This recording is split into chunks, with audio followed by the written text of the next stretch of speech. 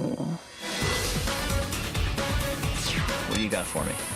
4, 3. Now, listen to Riley. Hey, it's Riley Poole. This is my chance to show you everything that I know in my new game, Decode This. Let me prove it to you. Get ready to step into the marvelous, mysterious world of secret languages and hidden messages. I'm guessing that's significant. This is my area of expertise, or what I like to call the Riley Pool of knowledge. Game on. Decode This. The Egyptians created one of the world's first writing systems like millions of years ago. Okay, obviously it wasn't millions of years ago, but it was a long time ago. We're talking about 4000 BC until the 11th century AD. This writing system was entirely forgotten until 1799. That's when Napoleon Bonaparte tromped across Egypt and discovered this big rock. He found it in a city named Rosetta and called the rock the Rosetta Stone. It had been carved in 196 BC. Here's what makes the Rosetta Stone so amazingly cool. It had carvings in 3 different languages.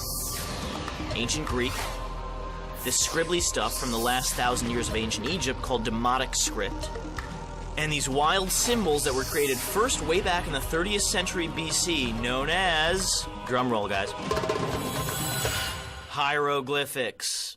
See, I know things. So, these French guys who could read ancient Greek translated the hieroglyphics using the Greek alphabet. Pretty smart, we? Over the next 20 years or so, they got the whole stone translated. Now here's the thing. Hieroglyphics can be learned just like any other written language.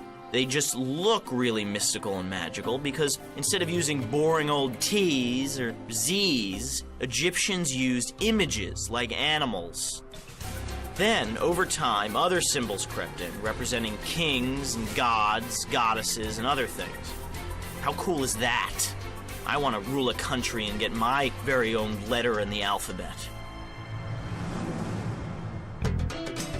And while our alphabet is a series of letters put together to create a thought, most hieroglyphics express ideas. Like these 3 symbols that represent health, prosperity, and life. And instead of being spelled with 3 letters, this one solitary symbol means day. The Egyptians were also very creative in how they drew their messages. Hieroglyphics can be written left to right, right to left, or even top to bottom. The direction the images face tells you which way to read. For example, this bird is facing left, so you read the message left to right. If the bird faces right, the message is read right to left. And when hieroglyphics are stacked on top of one another, the symbol on top is read first.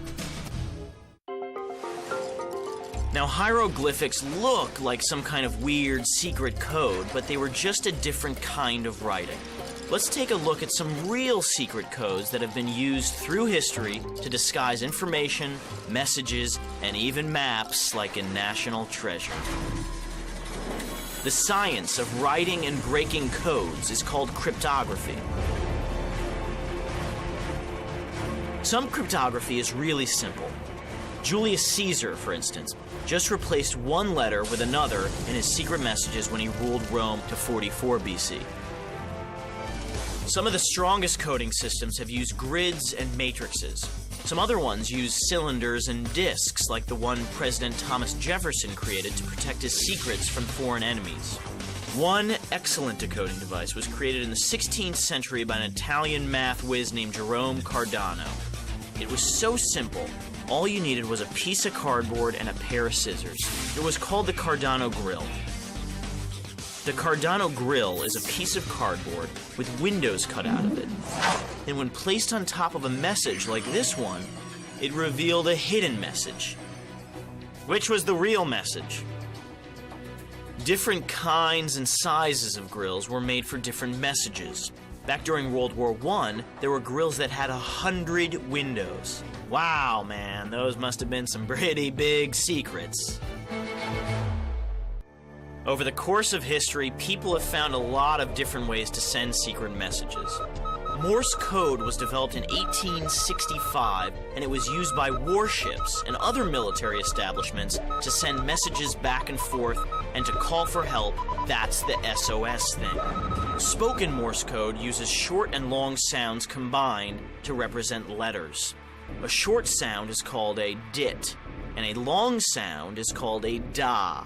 Written Morse code uses dots and dashes to represent dits and das. Dits are dots and das are dashes. Dig, done.